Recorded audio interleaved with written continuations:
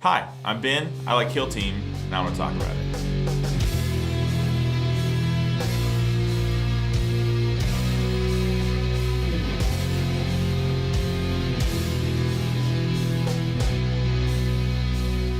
In this video, I'm going to be talking about my new favorite kill team. It's Nemesis Claw, it's the Night Lords, Ave Dominus Nox. We have come for you. I have come for you in this video.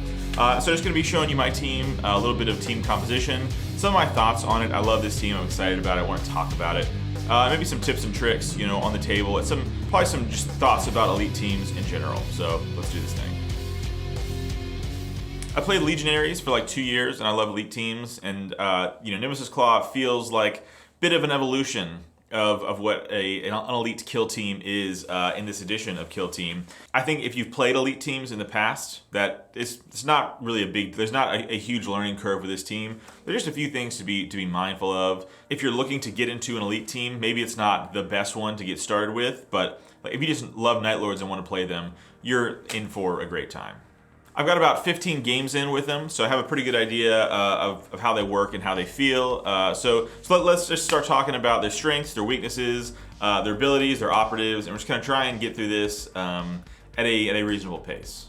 Starting off with strength, as an elite team and as a chaos team, they're very killy. They have tons and tons of damage output in shooting and in melee. So you've got a plasma pistol that hits on 2s, a plasma gun that hits on 3s. You've got a heavy gunner if you want it, which I think you personally probably want it more than you don't. And then just melee operatives that shred people, to smithereens. So like Legionaries, to compare the two, because some people will say, well, this is a replacement for Legionaries. And they're really not. They're two different teams. They do different things. Like Phobos is not a replacement for Intercession. Nemesis Claw is not a replacement for Legionaries. They just do similar things, but in different ways. So super killy, burst damage in each activation, which is what I love. When one operative activates, they can go out there, get 2 kills, stand on an enemy point, do all these crazy things. So and change the board state drastically in a single activation.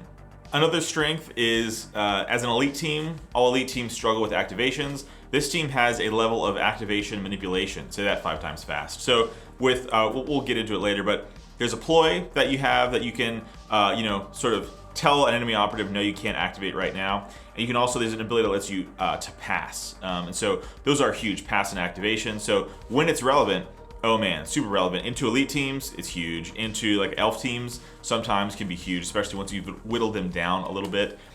So just awesome. So this team is an elite team, and one of an elite team's biggest weaknesses is activation, control. And this team actually has some of that, on top of being incredibly killy. So huge strength, huge plus. You love it. And that is a big, the ploy is Vox Scream. We'll talk about it later. And this team really revolves around that one of those abilities, Vox Scream, the tactical ploy. It's just so good. It gets you out of a bunch of jams, allows you to not be hit by somebody's plan A, which is huge. If you can shut down somebody's plan A, right, and make them hit you with their plan B, and make them hit you somewhere that you want to be hit, versus where they, in the ideal circumstances for them, it's huge. It's great for elite teams. So awesome. Huge strength. Activation, manipulation. Another strength is that they are surprisingly durable. You look at them, everybody has 12 wounds and a 3-up save. The leader has 13 wounds on a 3-up save, right? But you don't have any ability to get team-wide damage limitation like you would on like Nurgle Legionaries, right? So you have that damage reduction as a team-wide -1. It's awesome to regular damage. It's huge, it's still incredibly good. This team doesn't have that. The only damage reduction you have is on one operative, and it only applies in melee. But it's very good. It's -1 to regular and to crit, so that's awesome. That's huge, but it's not team-wide, it's not in shooting. That being said, there are some ways with equipment that we will talk about later on, where you can, if you put them in the right places, you create these little 3-inch bubbles that your equipments and your operatives give off. That is just huge, and it makes you surprisingly durable. And for weaknesses, they're not very durable, right? They're durable in these very specific ways. If you don't lean into those specific ways, you are just kind of getting shredded. You don't have an invuln like Tzeentch Legionaries do. You don't have the damage reduction that Nurgle Legionaries do. The singular bummer for me is this team does not have an ignore injury ploy, but it is okay because their toolkit is good enough that they don't need it. But they're not as forgiving, right? That sort of ties into this weakness. Is that number one?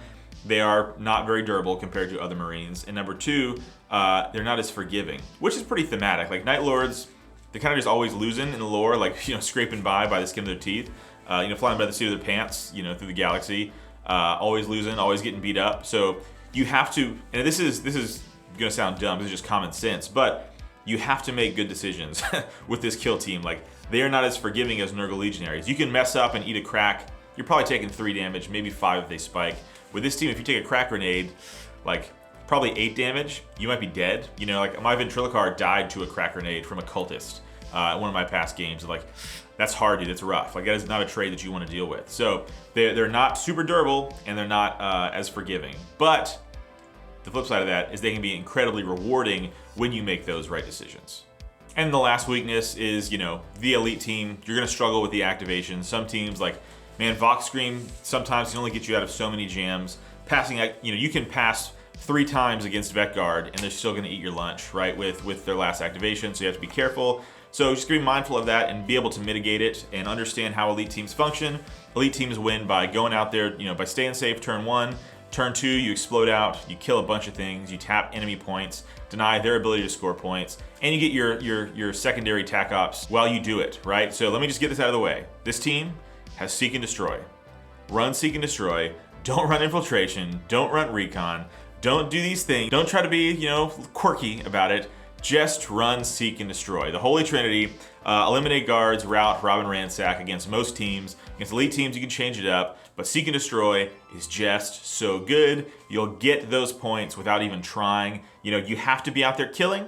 You have to be up there pushing, getting in their face. That's going to score you rout. It's going to score you eliminate guards. And then at some point, you can reveal rob and ransack on a late game kill. Boom, flip the score by 2 points. It's a game changer. So, just do that, and you will win games. Trust me, it is that simple.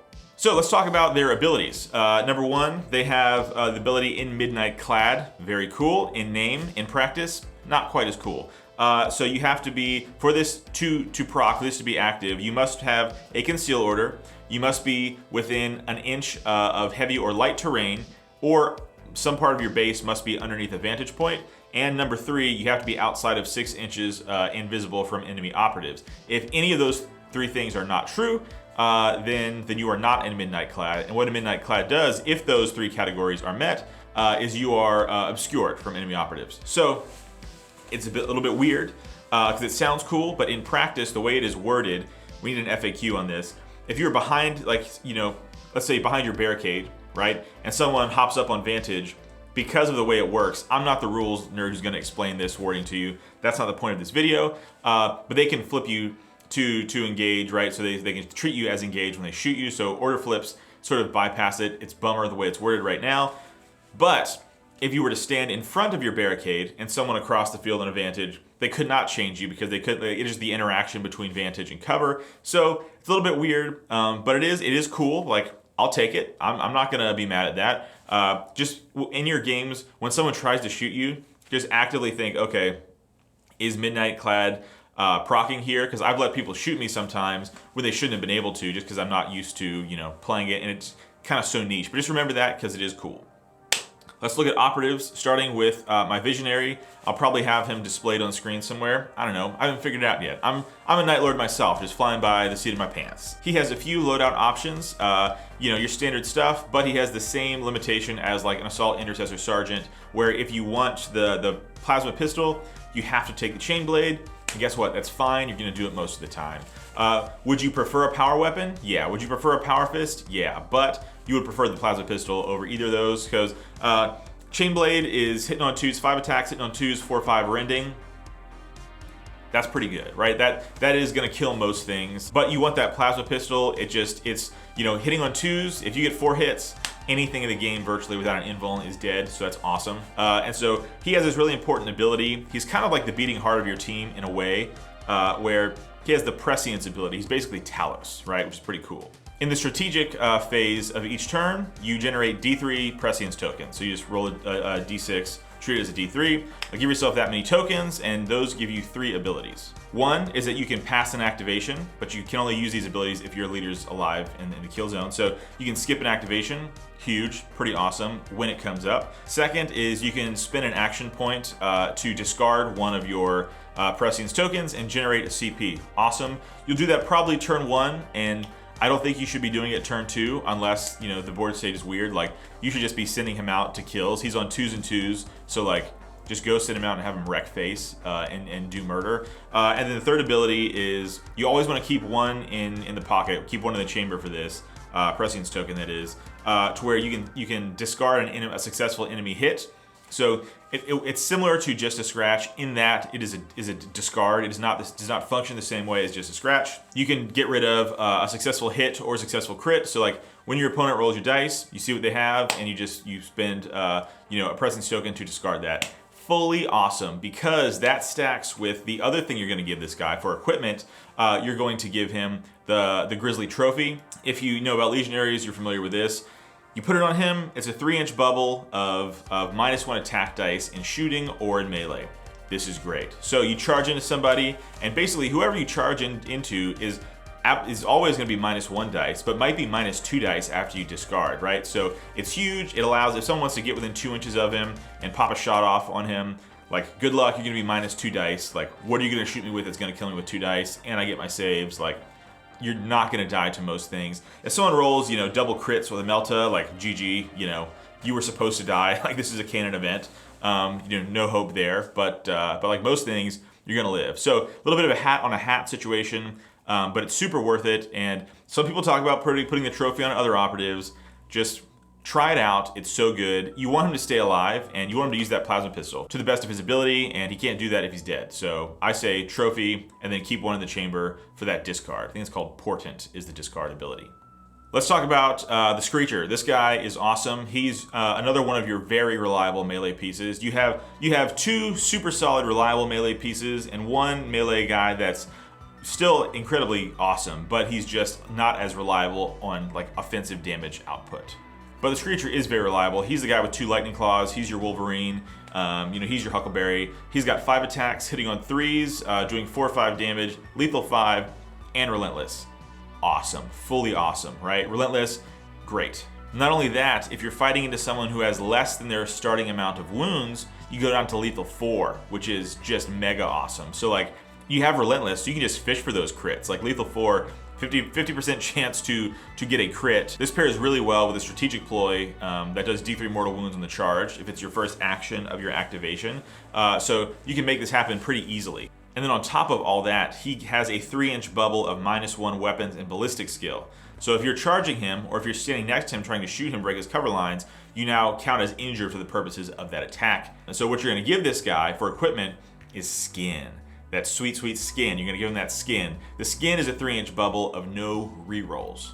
So not only are they injured, but they can't reroll their dice. So what I like to do with this guy is I like to buddy him up with the Visionary against teams that don't have a very strong blast presence. I will send them up behind a door together, on Octarius in like the midboard, behind cover, on conceal, safe, so where if you want to get a shot on them, you got to come within 2 inches. And you put them up against each other, you make them kiss, and what that does is gives you a couple 3-inch bubbles that stack, right? This is like a Venn diagram of, do not touch me. And so like 3-inch bubbles from your leader is -1 dice. 3-inch bubble from the Screecher is no rerolls, and another 3-inch bubble that says you count as injured. So if you want to come get a shot off, 1 less dice, injured, and you can't roll your dice, nobody wants a piece of that. And if they want to come get your leader, because here's the thing, people, if your leader is up there, people are gonna want to kill your leader. He's a high-profile target, but if they come charge into you, -1 dice, injured, no rerolls, and with Portent, you can discard one of their dice, you're not dying, dude. I don't know what you think you're fighting that's gonna kill you. Maybe the Anointed, but even then, he's got 3 dice, down from 5 dice to 3. You might not kill him, but he's not killing you either. You're gonna get, on 5 dice on 2s, you're gonna be able to parry out and live. So nothing is killing you in 1 round of fighting, even in 2 rounds, because again, they'll be minus, it's this death vortex of do not come here. But if you sort of hang that little treat out there, they're gonna want to come get some. But truthfully, I've been charged by a Gellerpox Hulk. I took no damage because I think he had 1 hit through. I portent discarded. I smacked him for like 20 damage, and it's like, it's awesome. And if someone wants to come shoot you, if they have a melt up, you Vox screen them. They can't do that. So then they have to hit you with their plan B, which is maybe, you know, a lesser gunner, and now they're not going to kill you, right? They're not. Even with AP1 or AP2, like even with AP2, you're probably going to live. You're going to be hurt, but you're going to live. So that's a little strategy I like to use against teams that are not going to wreck me with blast. Like if the Baleflyer's on the board, like I'm probably not doing that because I don't want to get that, you know, disgusting blast attack off. Or if it's something like Inquisition where they have a plasma blast, like I'm not doing this. But if it's a frag grenade, like, you know, come on. Like if that's the worst that you're gonna hit me, like that's fine. So be mindful of that. It's a cool thing you can do, can help you out. It's pretty sweet, pretty fun. It makes your opponent real mad when they fall into that trap too. So that's A+ bonus. Then that brings us to the Skin Thief. This guy is awesome. He's a little bit less reliable than your other 2 melee operatives that we just talked about. But like only compared to them, he's like 5 attacks on 3s, doing 4/6 rending, like it's awesome. Sometimes you won't roll the crits, that's a bit of a bummer, but when you do, like man, spikes super hard. And then, you know, in case you don't get, you know, 4 or 5 hits, you only roll 3, he has -1 damage in melee and applies to hits and crits. So power weapons go down to, you know, what, 3/5, which is brutal. You know, 4 or 5, like an intercessor is going to charge into you and he's doing 3-4 damage. Gross, like that sucks. Other melee operatives are just going to struggle to sort of take him out in 1 round because of that. And because of rending, you know, you can be able to parry out against lethal 5, so it's awesome. He's great. And on top of that, what he can also do is if he gets a kill, he can designate someone 6 inches invisible, and they cannot contest or control or tap objectives like primary or do mission actions. So what I like to do with him is I'll send him into some of the maybe less dangerous melee targets, and he'll maybe take 2 damage back in return, which is great.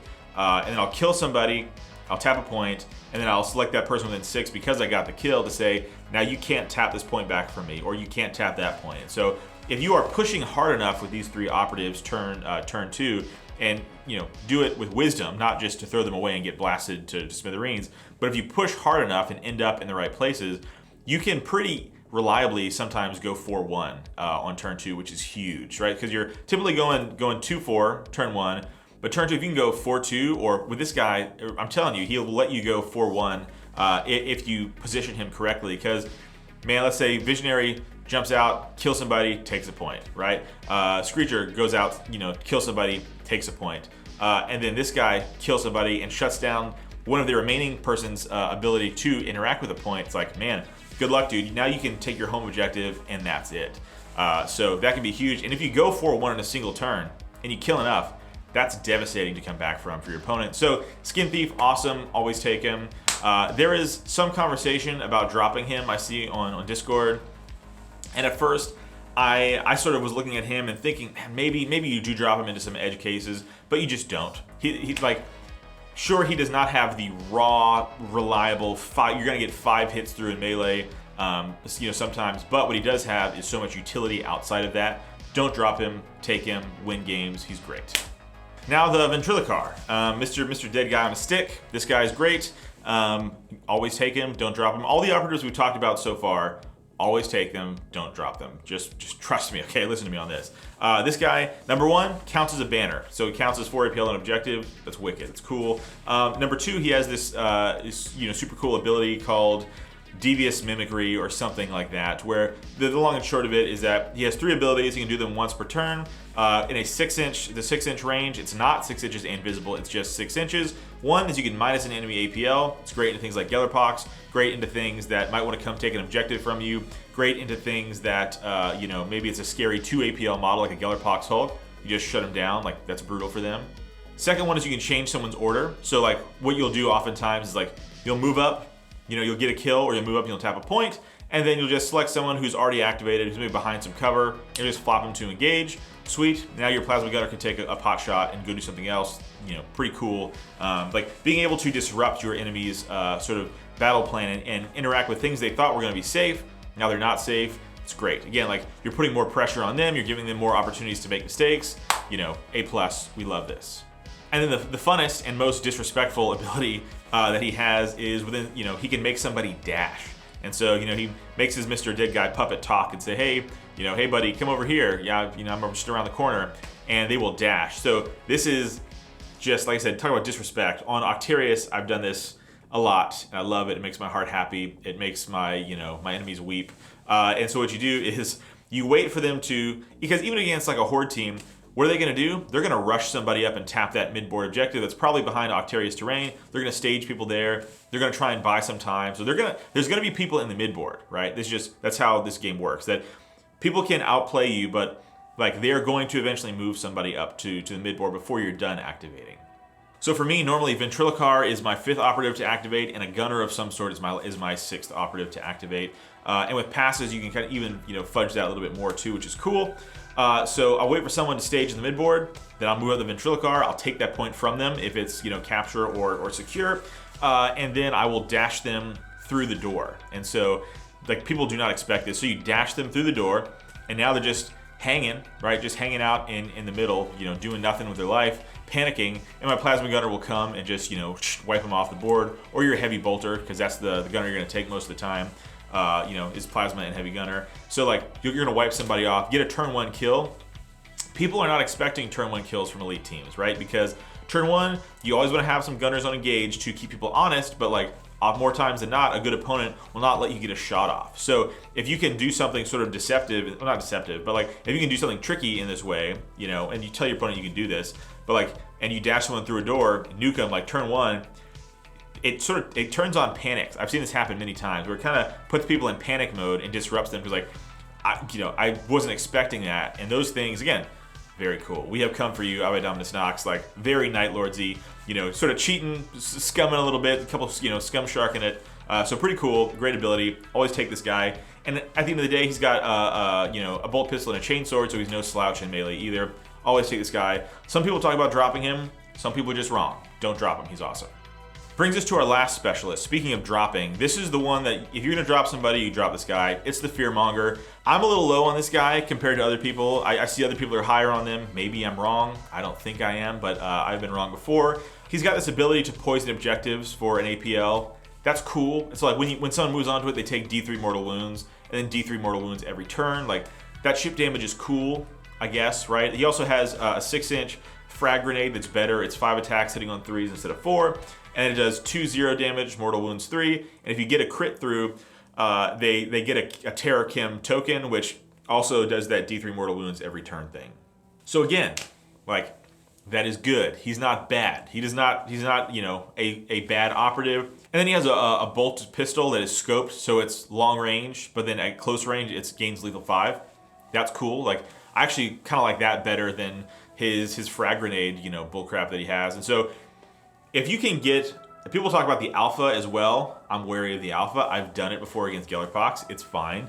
But like, if you are alphaing, if you're gonna alpha with one of your 6 elite operatives, you are just resigning that guy to death. Like, that's a dead guy. And so I don't like throwing away my operative to maybe kill 2 or 3 people. I just don't like that. I would rather take, the next guy we're gonna talk about, your heavy gunner, because he will definitely kill 1 guy, maybe kill 2 people. So Fearmonger, on capture, you might take him. On Into the Dark, he gets better because it goes to lethal 5. But I'm pretty low on this guy. He's not my favorite. Again, your mileage may vary. Maybe he's the star of the show for you. I see people online really liking him, but for me, he's sort of the singular like bummer operative compared to the rest of things. Like other elite teams would probably take him in a heartbeat, but this guy, maybe into the hordes, like you go into Vetguard or something, you have a bunch of bodies, maybe take him. And into Gellerpox, I don't think it's worth the trade because you want that heavy bolter to do double shoot and stuff. Into melee hordes, you don't want him because like, what are you gonna do? A couple of chip damage on them versus a heavy bolter that'll wipe somebody off the board. So Fearmonger, I think he's the one you drop more times than you don't. And then we got our gunners. I'm gonna lump them both in together. Your regular gunner who can take Plasma, Melta, or Flamer. You're never taking Flamer, it's just not good this edition. Maybe next edition they'll fix it, I hope, that'd be sweet. Most of the time you take Plasma. That's just long range is better. Under the Dark you can take Melta, into Elites you can take Melta. With Legionaries, I really love the Melta. I like it less on this team because on Legionaries you can give someone a knife that gives them 5 attacks. On this team the knife is only 4, so he's not quite as ready to tussle as the Legionary gunner would be. So Plasma, It's great at long range, and also there's a ploy against Imperium teams. You can reroll 1, so your plasma can be very safe. And against Astartes, it's a full launch attack ploy, so that's real good. So your plasma can be safer than normal in this team. So gunner, it's great. You take them always take the plasma gunner, and then is the heavy gunner, right? Lumping them in together. They're just great offensive pieces at range, which is good to support your other gunners or your other melee operatives. So you can either take heavy bolter or missile launcher.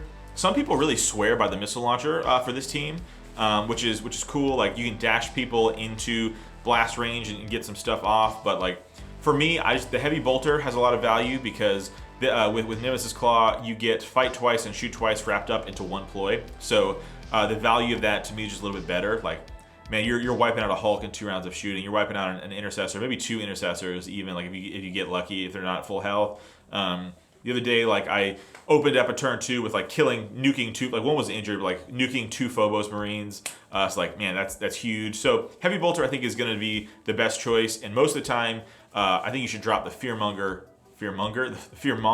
for the heavy bolter. So you can take a warrior, but you're not gonna, because like they're just not as good as the other choices. And so here's what your team comp should look like most of the time, in my opinion. So you've got the visionary with plasma pistol, chain blade. He gets the trophy for 3 equipment points. You go skin thief with skin for 2 equipment points.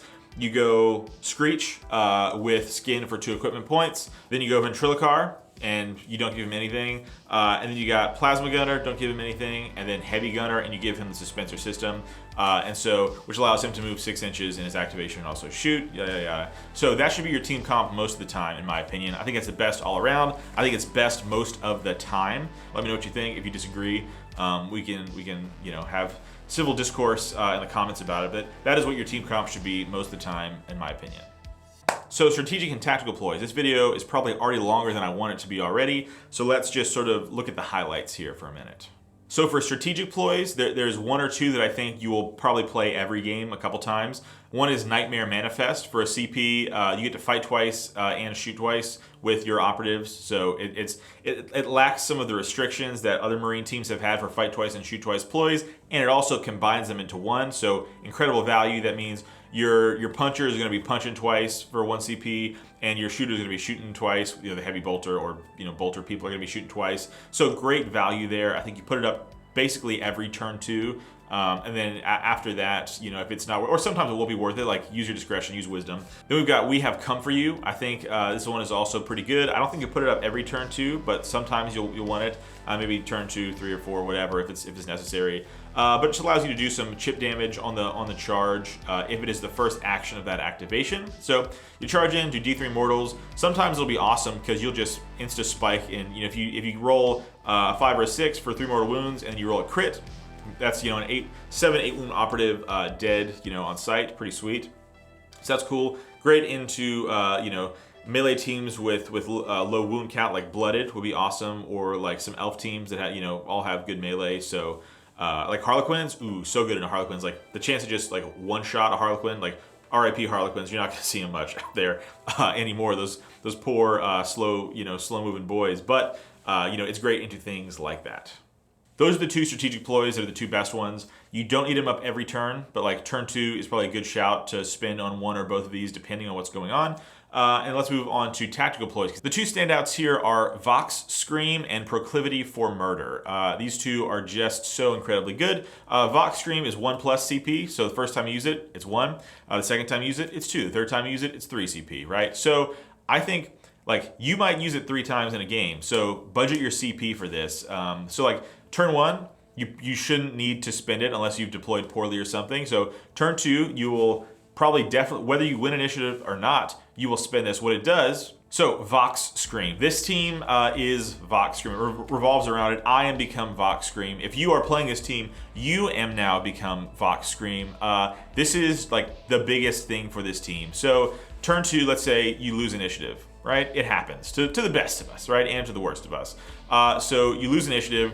Here comes a melted gun in your face. Now, no, it's not. So the great thing here is you can turn off their plan A. If you can turn off your opponent's plan A, that's huge, right? And then, turn 1, if you've staged up correctly, you're forcing them to hit your leader, who's unkillable at this point, right? Or, nigh unkillable. And so With Vox Scream, you're turning off their plan A, you make them hit you with your plan B, and you make them hit you where you want to be hit. It is awesome, right? And so when they bounce off of you turn 2, now what you do, you go kill that plasma gunner, and get a double kill some other way, or that melter gunner, whoever you Vox Scream, kill them before they ever get a chance to do that thing that they need to do to you, right? Or if there's a Reaver staged in the mid board and he's got some stun grenade, he wants to pull something off, like you just shut things down to make them use their plan B, and that's awesome. So this team, you're gonna spend it turn 2. Most of the time. You're gonna spend it turn 3 most of the time. The game is normally decided by the end of turn 3, but maybe turn 4. Maybe you use 3 CP to spend it on turn 4, and that is fine. Like, it is, this is going to win you games, right? This ploy, used with good decision making and using it in the right places, like don't use it willy-nilly, like make sure it is impactful, but it will turn the tide of games. Let's say you win initiative, right? And so you go out and you kill their plan A, you kill that melta gunner, and maybe you tie up their plasma gunner. So you have tied up plan A and plan B. It's like, well, I got this grenade launcher that or this crack grenade I can go with, so let me activate him. It's like, boom, Vox Scream your plan C, right? And so now it's like, where are they gonna hit you with plan D? At that point, they're probably just gonna go tap a point or something, right? Or do something to set something else up, because you have just so effectively destroyed their offensive game plan. And so this will turn tides of the game so heavy in turn 2 or turn 3. So like, use it wisely, use it in the right position. So talking about this team, being not as quite as forgiving, but rewarding good decision making more than, maybe more than other teams, other elite teams. Like, man, if you do this in the right spot, it's going to win you games. So Vox Scream, A++, S tier, goated with all of the sauce. It's excellent. Use it every game and use it right. The other A++ S tier goated with all of the sauce tactical ploy really rolls off the tongue there, is Proclivity for Murder. This freaking rules. So Legionaries have an ability tied to the corn mark that is called Perpetual Aggression. What that does, you get a kill in melee, you make a 3-inch charge consolidation towards the nearest enemy operative. Proclivity for Murder is a tactical ploy, so you don't have to front load it, you don't have to telegraph it, it just happens when you want it to happen. So I really like to use this on Screech, because Screech, if you have the double fight up, this guy's relentless, he's killing everything he touches basically. So you send him into somebody, you get a kill, and then you pay a CP, and he can 3-inch charge into somebody else, get that kill as well. So get things that, if there are not double charges lined up, this will allow you to get those double charge melee kills. But also what I've used it to do sometimes is great on like your leader, because he has a plasma pistol, right? So maybe he can charge and get a kill, but there's no one for him to shoot. You charge, you get a kill. It's not just a charge with Proclivity for Murder, it's also a free dash, right? So you charge for 8, you get a kill, you dash for 3, maybe you be able to pop somebody who's behind cover, or just get an angle you couldn't normally get. So just to be able to really like squeeze the most out of these models in their activations, it's awesome. So Proclivity for Murder, when used correctly, it can win you games. Or like what I've also done, like late game, turn 4, it's like maybe there's a little bit more left on the board than I would like, so I'll charge, get a kill, rob and ransack, CP dash through a door Octarius to be on the other side, or just dash around the corner, whatever it is, and now nobody's shooting me, nobody can get to me, no one can charge me. And so now that 2 point swing is locked in. So just a lot of use cases for this. Proclivity for Murder, again, A++, it's the best. Use it and use it well. So before we go, let's talk about just elite teams in general, okay? So they're not overcomplicated. At the heart of things, like they're simple. You go out, you kill things, you beat, bonk things, you take their points and you score your secondaries while you do it, and that is the elite player's win path. Don't overthink it. What you do want to think about is, who do I kill? How do I make this, activation count the most? Because, I only have 6 operatives activation, so they have to do a ton of work. So on that level, there is, a big brain level to it. But at the heart, you're going out, you're committing murder against these enemy operatives, and you're taking their stuff while you do it. And that is how you win with elite teams in general. So this video is, I'm sure, longer than I wanted it to be, but this is my thoughts on Nemesis Claw. I flippin' love this team. This is my new favorite team. I'm all about them. I'm so obnoxious all over the internet. I am Nemesis Claw and Vox Scream's strongest soldier. I'm here fighting for their honor. They're great. Do you like them? Tell me if you like them. Put them in the comments. Are you liking them? Are you not liking them? Do you think they're a replacement for Legionaries? P.S. They're not. Do you think that they are, they suck because they're elite teams? They don't, and they're not, right? Elites still have play. It's just a different level of play, and you're going to be fine most of the time. Especially, man, if you're just hanging out at the local shop playing your buddies, dude, elites are going to wreck shop. Don't listen to, people online saying that elites are dead. Like, man, especially if you're just playing with your buddies, elites are going to wreck face. Or elites are going to do some damage. You're going to win games, and that's going to be super fun, right? So at the end of the day, that's what we're all doing. We're playing games of toy soldiers, and we're having fun, okay? I'm back. Don't call it comeback. I've been here for years. Not really. I was gone for 12 months. But I'm here, baby. Repping Warpfire as we do it. So here we go. Nemesis Claw. Super fun. Hope you like looking at my models and listening to me talk for, God, I don't know how long this was. But thank you for being, again, throwing back. How do I even do this? Thank you for being so nice, so cool and nice on the internet. And I guess I'll catch you guys later. Feels good to be back. Thanks for having me.